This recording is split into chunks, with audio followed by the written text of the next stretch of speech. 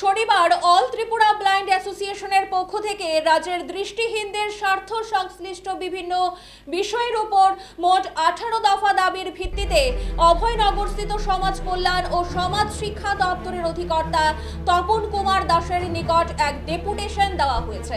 ডেপুটেশনের দাবিগুলো হলো বিশেষ নিয়োগ প্রক্রিয়ার মাধ্যমে রাজ্য সরকারের বিভিন্ন দপ্তরে দৃষ্টিহীনদের যেন শূন্য পদ রয়েছে তা পূরণ করা, দৃষ্টিহীনদের ভাতা 2000 টাকা থেকে বাড়িয়ে ন্যূনতম 5000 করা, রাজ্যে একটি ব্রেনি প্রেস স্থাপন করা, দৃষ্টিহীন বিদ্যালয়গুলিতে শিক্ষক স্বল্পতা দূর করা, রাজ্যের দৃষ্টিহীন কর্মচারীদের ভাতা 2000 থেকে বাড়িয়ে কেন্দ্রীয় সরকারের সমতুল্য অর্থাৎ 6000 করা, 3রা ডিসেম্বর অর্থাৎ বিশ্ব প্রতিবন্ধী দিবসকে পুনরায় সরকারি ছুটি হিসাবে ঘোষণা করা, করণিকদের কাজের সহায়তায় প্রশিক্ষণের ব্যবস্থা করা ইত্যাদি বিভিন্ন দাবি নিয়ে তারা ডেপুটেশন প্রদান করেন। এই সমস্ত বিষয় নিয়ে অল ত্রিপুরা ব্লাইন্ড অ্যাসোসিয়েশনের সাধারণ সম্পাদক মিঠুন সাহা সংবাদ মাধ্যমের মুখোমুখি হয়ে বিস্তারিত আলোচনা করেন। প্রথমে আপনাদেরকে ধন্যবাদ, আপনারা আপনাদের এত মূল্যবান সময় আমাদেরকে দিয়েছেন।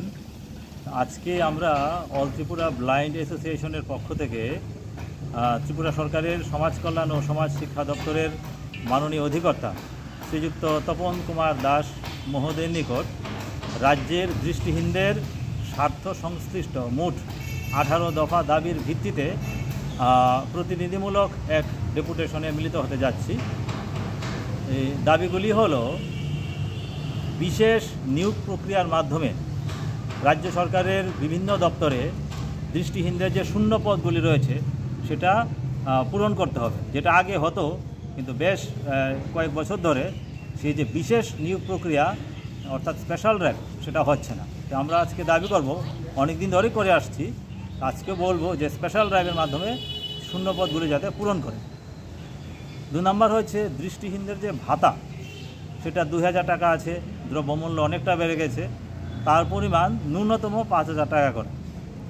রাজ্যে একটি ব্রেইল প্রেস স্থাপন করা, এখনও দৃষ্টিহীনরা বইয়ের জন্য পশ্চিমবঙ্গের উপর নির্ভর করতে হয় এবং তারা সিলেবাস অনুযায়ী ব্রেইল বই পায় না, পড়াশোনার ক্ষেত্রে অনেকটা সমস্যার সম্মুখীন হতে হয়। যদিও বীরচন্দ্র লাইব্রেরিতে একটা ব্রেইল প্রিন্টার রয়েছে, কিন্তু গত 6-7 বছর ধরে মেশিনটা অকেজো অবস্থায় পড়ে রয়েছে। তো যার কারণে আমরা বই পাচ্ছি না এবং বইয়ের জন্য পশ্চিমবাংলার উপর নির্ভর করতে হয়। তারা কবে বই পাঠানো তারপর আমরা পড়ব। এখনও বিশেষ করে যারা 9, 10, 11, 12 এমনকি কলেজ বা যারা শিক্ষকতা করেন বিভিন্ন বিদ্যালয়ে দৃষ্টিহীন, তারাও সিলেবাস অনুযায়ী ব্রেল বই পাচ্ছে না। এতে ছাত্রছাত্রীরা যেমন অসুবিধার সম্মুখীন হচ্ছেন, যারা শিক্ষক রয়েছেন তারাও অসুবিধার সম্মুখীন হচ্ছেন। আর হচ্ছে আমাদের যে দৃষ্টিহীন বিদ্যালয়গুলির শিক্ষক স্বল্পতা রয়েছে, বিশেষ করে গ্র্যাজুয়েট টিচার এবং পোস্ট গ্র্যাজুয়েট টিচার।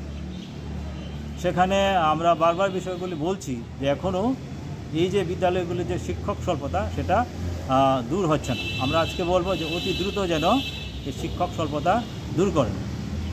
তারপরে হচ্ছে যারা দৃষ্টিহীন কর্মচারী যারা আছেন তাদের একটা বিশেষ ভাতা রয়েছে, যেটা কেন্দ্রীয় সরকারের যারা কর্মচারী আছেন তারা 6000 টাকা পান, আর ত্রিপুরার যারা কর্মচারী তারা 2000 টাকা পান। আজকে আমরা বলবো যাতে কেন্দ্রীয় সরকারের যে কর্মচারী আছেন তাদের মতোই যাতে তারা 6000 টাকা ভাতা পেতে পারেন তার জন্য ব্যবস্থা করা। আরেকটা দাবি হচ্ছে যে 3রা ডিসেম্বর আন্তর্জাতিক প্রতিবন্ধী দিবস। আপনারা হয়তো বা জানেন আগে আমাদের রাজ্যে সেটাকে সরকারি ছুটি হিসাবে ঘোষণা করা হতো। তো গত বেশ কয়েক বছর ধরে সেই ছুটিটাকে তুলে দেওয়া হয়েছে। আজকে আমরা বলবো যে সেই যে বিশ্ব প্রতিবন্ধী দিবস 3রা ডিসেম্বর, সেই দিনটাকে যাতে পুনরায় সরকারি ছুটি হিসাবে ঘোষণা করে। তারপরে দাবি হচ্ছে যারা দৃষ্টিহীন করণিক রয়েছেন তারা যাতে কাজ করতে পারেন ভালোভাবে। দৃষ্টিহীনরাও আজকাল 100% কম্পিউটারে কাজ করতে পারেন, কিন্তু যেটা দরকার সেটা হচ্ছে উপযুক্ত একটা প্রশিক্ষণ। তারা যদি প্রশিক্ষণ পান তারাও কিন্তু অন্য যারা সাধারণ রয়েছেন তাদের মতো কম্পিউটারে কাজ করতে পারেন। তা আমরা বলবো যারা করণিক রয়েছেন তাদেরকে যাতে একটা প্রশিক্ষণের ব্যবস্থা করেন সরকার। এই নিয়ে তো আপনার আগেও অনেক দাবি দাবা নিয়ে হ্যাঁ, এসেছেন। আমরা অনেকবার বলছি, কিন্তু কাজ তো সেরকম কিছু হচ্ছে না। আমরা আবার বলছি এবং আগামী দিনে আমরা যত এই অংশে যারা রয়েছে মানুষ বা এদের নিয়ে যারা কাজ করেন সকলকে নিয়ে আমরা আগামী দিনে একটা অন্য ধরনের একটা চিন্তাভাবনা নিশ্চয়ই আমরা করব এবং নিশ্চয়ই আপনাদেরকেও আমরা সেই সময় পাশে পাবো। আপনার পরিচয়টা? আমি মিঠুন সাহা, সাধারণ সম্পাদক অল ত্রিপুরা ব্লাইন্ড অ্যাসোসিয়েশন।